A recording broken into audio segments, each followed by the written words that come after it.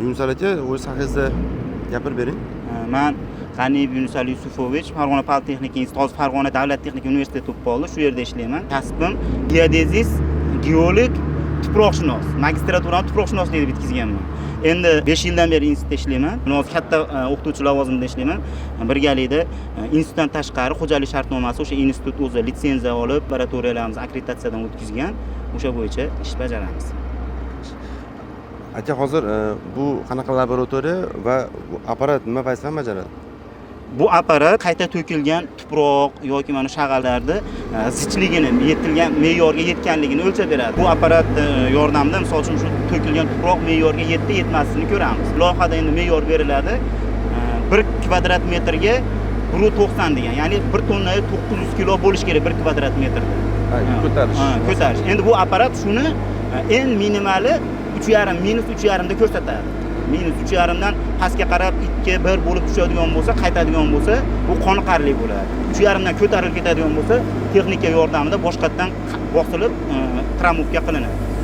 Demak, norma 3,5 ball deyilsa, hozir bitta shu tekshirishlarni natijasi necha ko'rsatadi? Bu yerda 2,9, 3 ko'rsatyapti. Bu degani ancha yaxshi degani. 3,5 o'zim norma 3,5, 2,9 ko'rsatyapti. Teskari tomonga qaytyapsiz-da, minusda. Demak, qancha 0 ga qarab intilsa, shuncha yaxshi, ishonchli bo'ladi, nima bo'ladi. Zichligi ortib boradi shuncha darajada. Endi laboratoriyamiz bundan tashqari bu yerda namuna olib, laboratoriyada buni namligini, og'irligini ham tekshirib ko'ramiz mexanik usulda.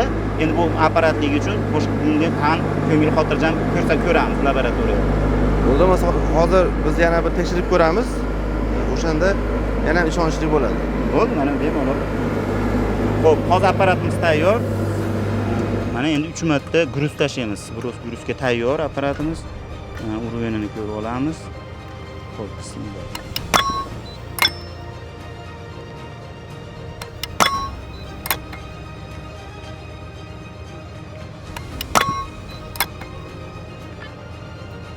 Mana o'rtachasi 2,9 chiqdi. Bizda 3,5 da minus 2,9 chiqdi. Bu degani tayyor degani. Bo'ldi, endi shu liniya bo'yicha ketan o'rtasiga bitta qo'yamiz. Apparatni moslashtirib olamiz joyiga.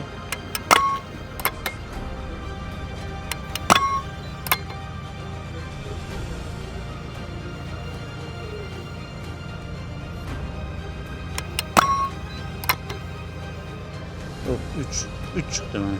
3,5 da beton 3 chiqdi. Tayyor beton.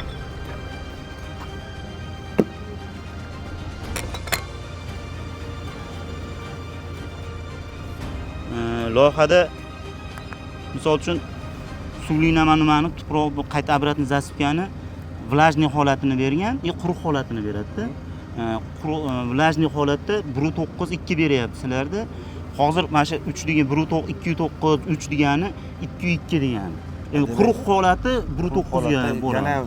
Yana ham yuqori, yaxshi.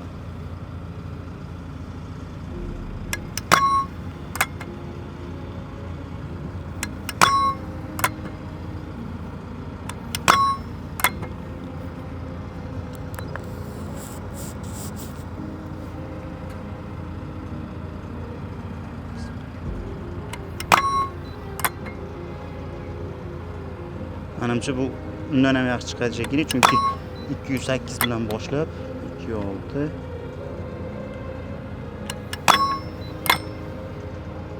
3,1 chiqdi.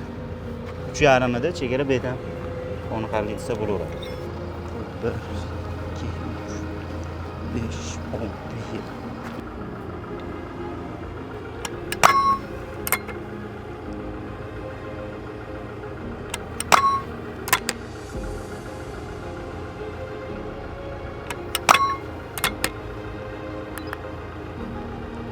Ama Obid aka bilan Fazlin aka ham qattiq ekan. Iftordan keyin ham tinch qo'yishmaydi.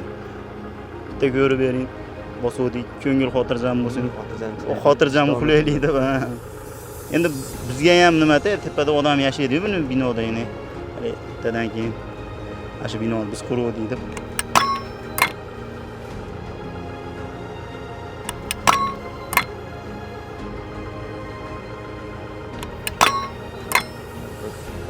3.2 chiqdi, yaxshi chiqdi. Mana bu urganda o'zini har bittasini boshicha 239 dan 236, 233 bo'lib tugayapti. Qarang, orasida farq ham hech qancha emasda. 239, 236 bu 3.2 bergani bilan mana cho'kishda har bitta urishda orasida S1 deb urayotganda unchalik cho'kish ham unchalik katta emasda.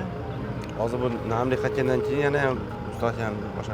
Ha, namli endi hozir zichligi tag'in ham nima bo'ladi? Tag'in hali buni ustida nima yuradi-ku, texnika yuradi, yuryapti. Hali tag'in ham ortib ketadi buni nimasi. Ko'rib turganingizdek, Katlavanda zichlash ishlari yakunlandi va mutaxassislar tomonidan ijobiy xulosalar berildi. Biz keyingi bosqichga tayyormiz. Bizni kuzatib boring va biz va'da qilganimizdek barcha jarayonlarni shaffof ravishda ko'rsatib boramiz. UK Asset. Mustahkam va ishonchli uylar.